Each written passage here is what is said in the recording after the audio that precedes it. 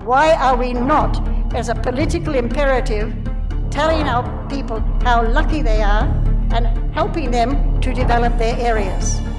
Why are we getting obsessed with urban areas? Why don't we get out? Papua New Guineans are so lucky, but they don't realize it.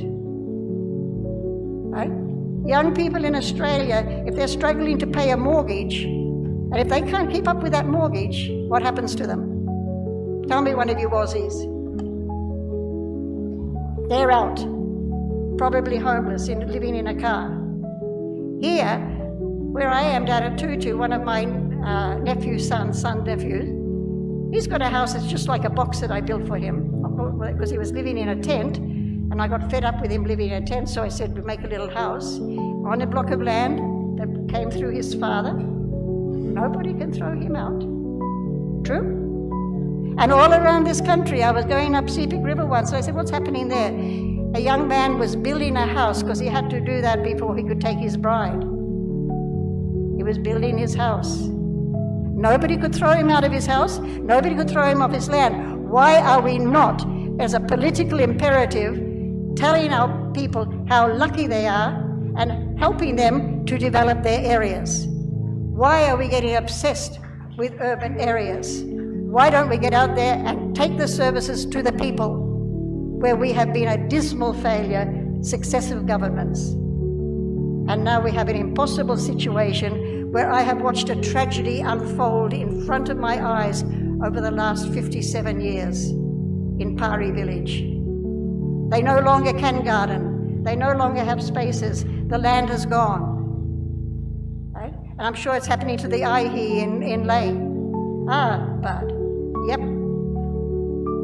So we have some critical issues that can be addressed, but we're leaving them, we're not addressing them. We put them in maybe the too hard basket. We want to follow a Western model. No, we are not a Western country. We are not a Western country, so do not let our politics follow a Western model. Now I asked Joseph Supianam here to send me some points, because I had no time to do it, and I also asked Andrew Angobi, who is the First Assistant Secretary, Inclusive Education, because I'm working personally at NGO level on the inclusive education issue. Our people deserve the knowledge that they don't have, and we must reach out in the non-formal education area of policy. It's been neglected for a long time. But I read this thing, the latest things just come out, 2024 National Youth Baseline Study Report. It was done across 13 provinces and has surveyed over 9,000 youth. The study examined 10 key thematic areas. The key findings reveal significant challenges such as high youth unemployment rate of 86%. Now, why? Yes, okay, the UN and ILO and WHO and all these people, they want the figures according to their criteria. Fine, give them those figures, but let's create our own figures. How can you call a young man who has a garden in a village, is building his house, unemployed, denigrate him like that and make him seem unimportant? It makes me boil.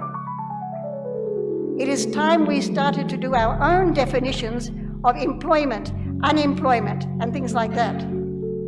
Because we'll never be able to get employment in the Western sense here. Or maybe we will, maybe I'm wrong, but I don't think so. And a woman growing in her garden 6 days a week, feeding her own family, selling some on the side of the road to make a bit of pocket money for the things she needs with cash, how can you classify her as unemployed? Let's take ownership. Let's get some Melanesian definitions. We can have the Western one with ILO or wherever it goes, but let's get some definitions in this country that make our people proud of who they are and what they are capable of doing. That's my big bugbear.